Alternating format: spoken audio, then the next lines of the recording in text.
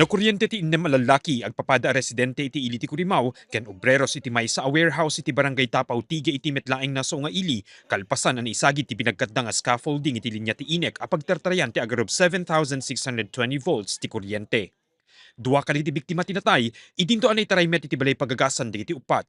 Ngim idi iyakar na DJ 4 layer nga scaffolding sir nga to. Handamit nga winarwar ij nga to sir nga kuma inay sa maysa.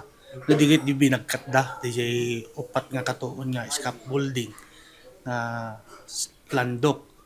Itata sir aksidente na tumba na isabit kini DJ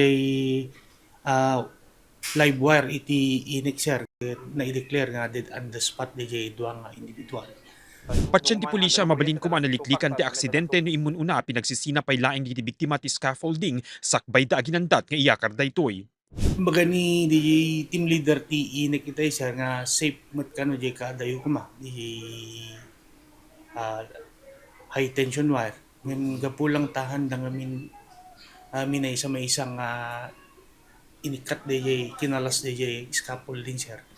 Iso ti aksidente nga talaga nga na tumba ket gaputa landok natural ag taray ti kuryente sir. Basically follow up ni itay sir tay mapanggam di hospital conscious kanumit di upaten sir. Ti upat na pulo ket lima ti tawen na ni Lawrence Albino ken residente iti barangay Torre ti maysa kali tinatay. Kuna ti inana nakita na paylaing nga salun at ti anak na itay bigat apaman anapan nagubra daytoy ngem saan na mapasangpet pay as ibibiyag. Nakapagtaya paylaing ni Lawrence ti STL ken nangabak pay ti numero na. Nya mo amo nga isuna tay kuan iba ada aglalaok mo tinang ibaga nga natay isuna ko siyempre nya mo amo ti aramido kun ata agkapsuta mo ta adam mo high blood ko sir. Saan niyo pinakita iso? Hampay sir. Nasakit para ken ni Nanay Elizabeth nga awaten ti nagpaayan ti anak na. Dakkel pay akapukawan da daytoy kang runaan nan dakuna namang ipapaay daytoy ti tulong pinansyal kadakwada.